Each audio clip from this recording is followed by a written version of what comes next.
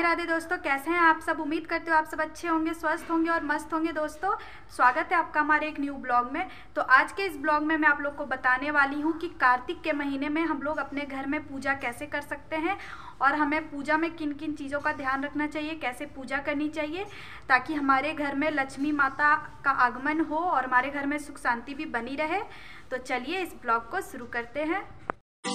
दोस्तों पूजा करने के पहले सबसे पहले पूजा के बर्तन को मैं साफ करती हूँ और ये पीताम्बरी है। पीताम्बरी से बर्तन साफ करने से बहुत ही अच्छा बर्तन साफ होता है, पीतल का बर्तन।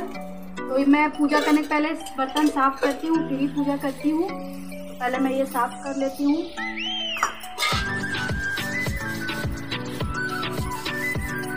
तो देखिए पूजा के बर्तन साफ हो गए हैं। अब मैं जा रही हूँ पूजा करने के लिए। तो कार्तिक का महीना हो या कोई भी दिन हो, कोई भी मतलब महीना चल रहा हो, तो मैं रोज़ सुबह सबसे पहले सूर्य भगवान को जल देती हूँ। उसके बाद मैं तुलसी में जल देती हूँ। जो भी सुहागन महिलाएं होती हैं उन्हें तुलसी में रोज़ जल देना चाहिए, चाहे कोई भी महीना हो। बस रविवार को छोड़कर रोज़ाना हमें तुलसी में जल देना चाहिए। इससे घर में सुख शांति बनी रहती है। तुलसी की पूजा सुहागन औरतों को ज़रूर ही करनी चाहिए। मैं तुलसी तोड़ रही हूँ भोग लगाने के लिए। तुलसी तोड़ने से पहले ताली ज़रूर। तो ये मैंने पूजा की थाली तैयार कर ली है। पूजा की थाली तैयार करके रख लेने से पूजा करने में बहुत ही आसानी होती है। तो जो जो मैं लेती हूँ वो मैंने ले लिया है। बेलपत्र आज मुझे नहीं मिला था इसलिए बेलपत्र नहीं लिया है। तो हमारे यहाँ पे लड्डू गोपाल है तो इसलिए सबसे पहले मैं लड्डू गोपाल को उठाती हूँ सुबह।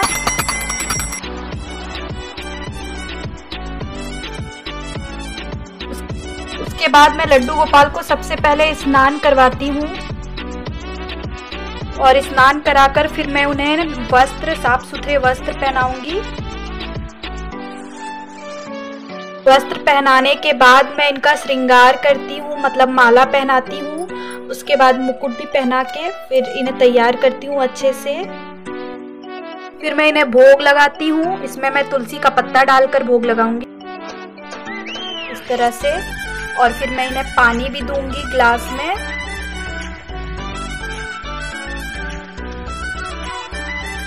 हमारे यहाँ पे शिवलिंग है तो मैं शिवलिंग का अभिषेक करती हूँ दूध से या फिर जल से। जिस दिन दूध नहीं होता मैं जल से ही कर देती हूँ अभिषेक।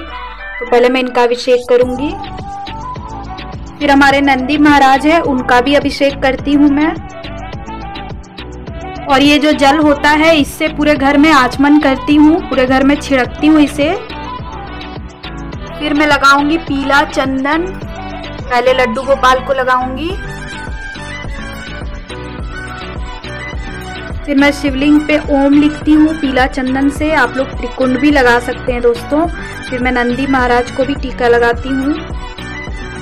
उसके बाद अगर आपके पास काला तिल है तो शिवलिंग पे काला तिल भी चढ़ा सकते हैं।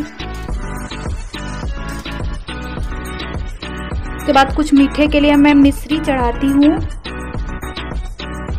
उसके बाद मैं फूलों से शिवलिंग का श्रृंगार करती हूँ फूलों से। ये मैं रोज करती हूँ। इसका बहुत ही महत्व है। आप लोग मेरे दूसरे ब्लॉग में जाकर देख सकते हैं। मैंने उसमें बताया है कि श्रृंगार जो हम लोग करते हैं उसका क्या महत्व होता है। तो देखिए मेरी पूजा लगभग हो चुकी है। अब बस दिया जलाना रह गया है। तो अब मैं दिया जला रही हूँ। और कार्तिक के महीने में रोज दिया जलाना चाहिए, इसका बहुत महत्व है। कार्तिक के महीने में जब भी आप घर पे पूजा करते हैं सुबह तो दिया जरूर जलाना चाहिए। फिर उस दिए को पूरे घर में दिखाना चाहिए। पूरे घर में दिखाकर फिर आप लोग तुलसी के पास लेकर जाएं। तो ये सबसे ज़रूरी है कार्तिक के महीने में तुलसी के नीचे सुबह शाम दोनों टाइम दिया ज़रूर ही लगाना चाहिए। दोनों टाइम लगाना है दोस्तों, ये बहुत ही ज़रूरी है। इसका बहुत ही महत्व होता है कार्तिक के महीने में।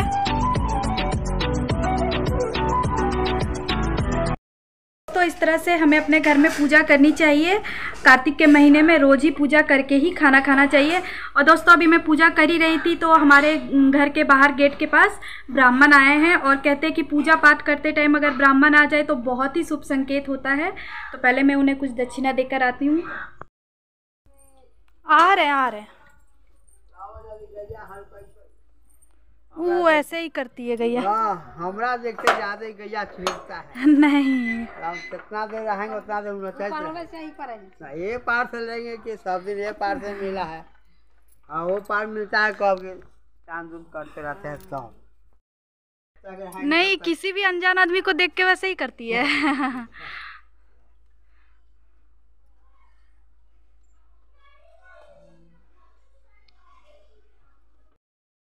दोस्तों, जैसा कि आप लोग जानते हैं, हमारे यहाँ पे मेरी मम्मी के यहाँ पे छुट्टा चल रहा था, तो भाई मम्मी सारा साफ़ सफाई कर ली है। सुबह सुबह पूरा घर भी सब कुछ साफ़ कर दिए और हम भी पूजा पाठ कर लिए हैं नहा धोकर। आज सुबह सुबह हम लोग के घर में खाना नहीं बनता है, देरी से बनता है, नाश्ता नहीं बनता। तो यहाँ पे अभी खाना कुछ भी नाश्ता नहीं बना है। यहाँ पे देखिए बर्तन वगैरह भी सब कुछ साफ़ करके रखे हैं।